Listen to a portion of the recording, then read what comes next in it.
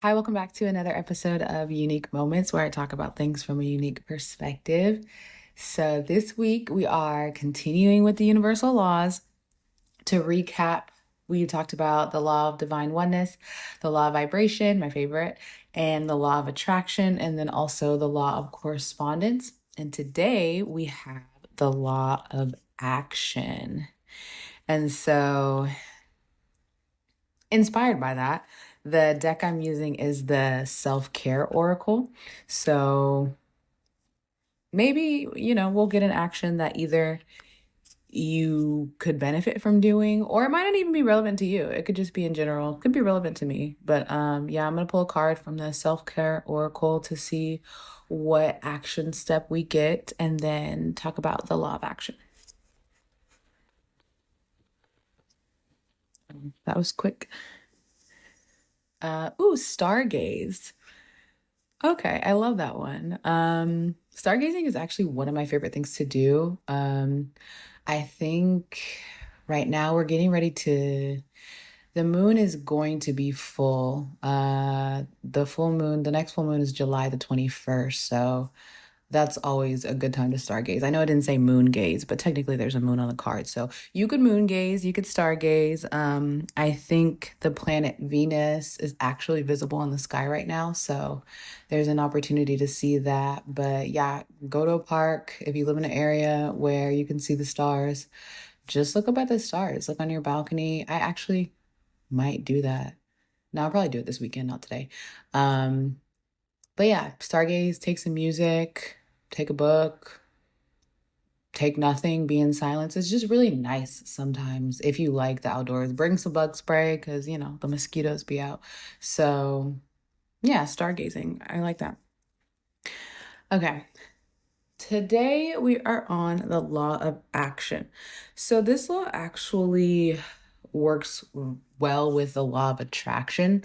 So I think this is where most people are like, the law of attraction doesn't work because you can't just think something and it comes to you, right? Or you can't just say a bunch of positive affirmations or have wishful thinking and say, I have my dream house, I have my dream job. You're right, you can't just do it. You do need action. And so there is kind of two parts to this. So there's like a practical part that I think is most widely known, the law of action. So basically saying faith without works is dead, right? So you can believe all you want, but it's not going to help you achieve the thing that you're believing for. You actually have to act. You actually have to do something in order to get a result. But that's tricky because the thing that you do doesn't always have to be physical. Um, because I think there is passive action, and that could be your visualization exercises or your meditation exercises or your writing it down on paper exercises. That's also a way of taking action. You're still doing something. Maybe you're not necessarily going out and getting it or going out and networking or going out and working with your hands to make this thing, to will this thing into fruition, but you're still taking an action.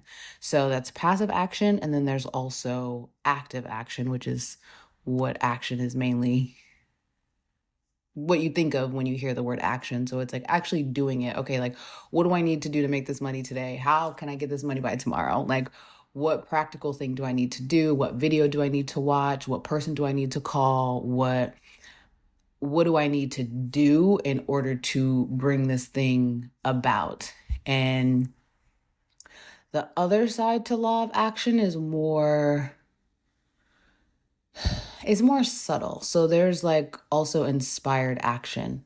And that could look like a bunch of things for depending on whatever scenario or situation that you're in. But one of the things, so like in the episode about the law of attraction, the inspired action or thought that I had was, oh, I want tacos. And so that could have just been a dormant thought. It could have just been like, oh, tacos sound nice. And I could have, went about my day and not gone to the taco shop.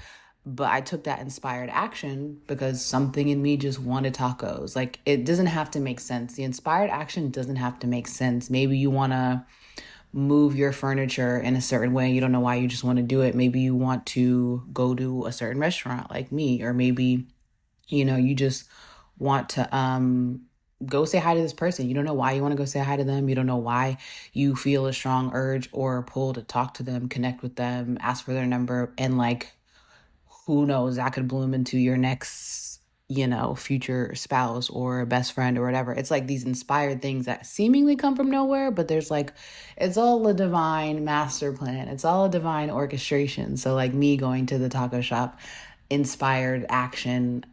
I found the name of that song that I was looking for, right? And so that's how it also kind of worked with the law of attraction. And I think your actions create your results, right? Your thoughts create your feelings create your actions create your reality. So the law of action is actually very important because if you don't do anything all day, like nothing's gonna happen.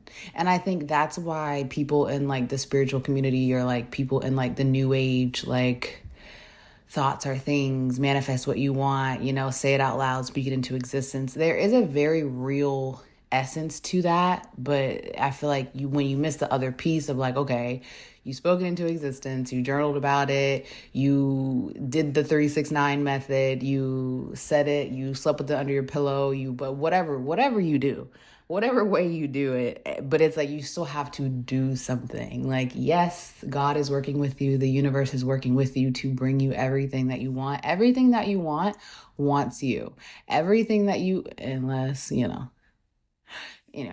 everything for the most part, everything that you desire is desiring you. But like you have to just find a path to get it. And more than likely the path is going to consist of you doing something. You do have to put in the work. You do have to give some kind of effort. And the effort might look different depending on the task. The effort might look different depending on the thing that you want, right? Like if you want food, you have to go do the action to either go get the food, to go cook the food, to do something.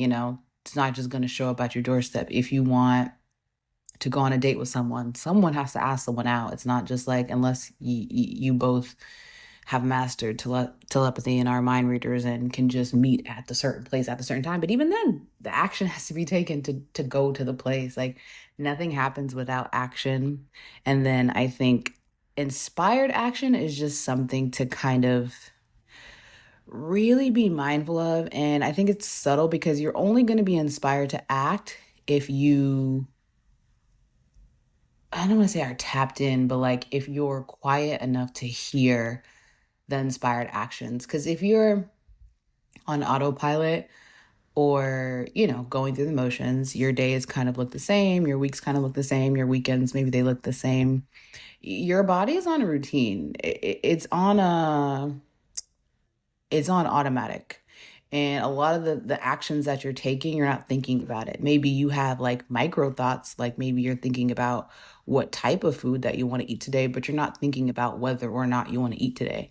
Maybe you're thinking about what type of workout you want to do today, but you're not thinking about, oh, do I want to work out today? Like for the most part, that stuff's already on autopilot because you've been doing it so long. And so to introduce an inspired action that's not an automatic action would require some quiet time. Not necessarily meditation or not necessarily sitting with yourself, but it would just require your mind to be kind of quiet so you can be inspired to act. When you get an inspiration for a new creative idea or for a project or for a new outfit or, a trip that you want to go on, all that's an inspired action. And you can either follow that through, go get the new outfit, go book the plane ticket, go, what was the other thing I said? You get the point. Like you can either follow that inspired action through, and usually it leads to something really nice. It leads to something really beautiful. Or you can remain on autopilot doing what you do in your everyday and your life kind of just looks the same, which is fine. Maybe you have a beautiful life and maybe you like your routine and maybe that works for you. But I think the law of action has the opportunity to, one, make the things that you're manifesting come to you quicker because not only are you